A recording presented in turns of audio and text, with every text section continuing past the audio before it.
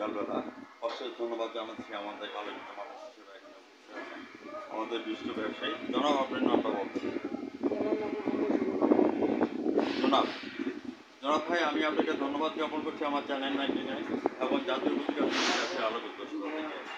আমি জনাব ভাই আপনার কাছে জানতে চাচ্ছি যে আপনাদের ব্যবসা প্রতিষ্ঠানটা আজকে কত বছর হয়েছে? আপনার এই ব্যবসা প্রতিষ্ঠান আজকে কত বছর হয়েছে? এটা 10 বছর। আমি যদি আপনার সম্পর্কে বলতে হয় তাহলে বলবো যে জনাব ভাই একজনের ধরে হয় নাই, আর পার করে কিন্তু 10 বছর পার করে দিয়েছেন। খুলে আসুক আমাদের সব কটা জানালা। আমি আপনার কাছ থেকে জানতে চাচ্ছি বর্তমানে ব্যবসা বাণিজ্যের পরিস্থিতি কেমন হচ্ছে, এই কথাটা সরাসরি চ্যানেলে তুলে ধরবে।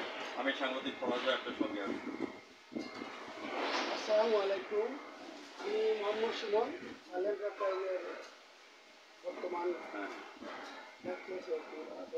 আমাদের ব্যবসা বাণিজ্যের অবস্থা আলহামদুলিল্লাহ ভালো। বিভিন্ন কয়েকদিন একটু দেশের ঝামেলার কারণে হোক, দেশের পরিস্থিতি বিবেচনা করে মোটামুটি আমরা এখন ভালো আছি আলহামদুলিল্লাহ। তবে আগের দেশের পরিস্থিতি হিসাবে আমরা একটু থমথম একটা অবস্থার কারণে আমরা ব্যবসা বাণিজ্যটা আতঙ্কে ছিলেন বা করতে পারি নাই শান্তিমতো, কিন্তু আলহামদুলিল্লাহ এখন ভালোই যাচ্ছে। আর আমাদের এখানে বলতে সবাই এইরকমই মোটামুটি আলহামদুলিল্লাহ। একটা বর্তমানে একটা পরিস্থিতি ভালো, কিন্তু ব্যবসা একটু ঠান্ডা আছে বা একটা আপনারা যে এই ভাঙ্গারিগুলি করছেন এগুলি কোথা থেকে সংগ্রহ করেন? আমরা কিন্তু বাঙালিগুলা আমাদের যে বিভিন্ন জায়গায় যে মোটামুটি করে বিভিন্ন এরিয়া থেকে আমাদের কাছে আসে, তার কাছ থেকে আমরা মূলত এগুলো সংগ্রহ করে আসি। আবার অনেক সময় দেখা যাচ্ছে সুমন ভাই রড আসে বিভিন্ন জায়গা থেকে, হ্যাঁ, আবার অনেকে চোরা মালও চুরি করে নিয়ে আসে।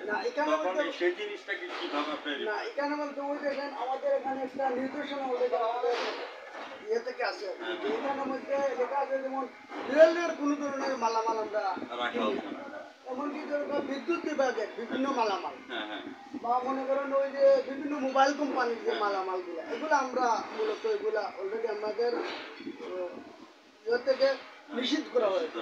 এমনকি যদি সন্দেহভাজন কোনো ধরনের চুরাই মালামাল, যেমন এটা মনে করেন সরকারি কাজ হইতে বা মনে করেন আপনার কাজটা হইতে, তখন এগুলো তো হইতে পারে যে কোনো মানুষ শুরু করিয়ে নিয়ে বেশি লাগে।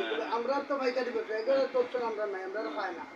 তবে যদি মনে করুক কেউ যদি ব্যস্ত চায় যে আমরা এগুলো ডাইরেক্ট না করিয়ে দিই, আমরা খুচরা মাল কিনে না, তাহলে মনে হচ্ছে একটু পাইকারি লেভেলের দোকানদার, যেমন আমরা মনে করি ছোট ছোট দোকানদার হলে কিনে তারা আমরা কাছে নিয়ে বিক্রি করে, তো তারা কাছ থেকে আবার আমরা ওগুলো জানি যে এগুলা করবি কিলা করলায় এগুলা জানি।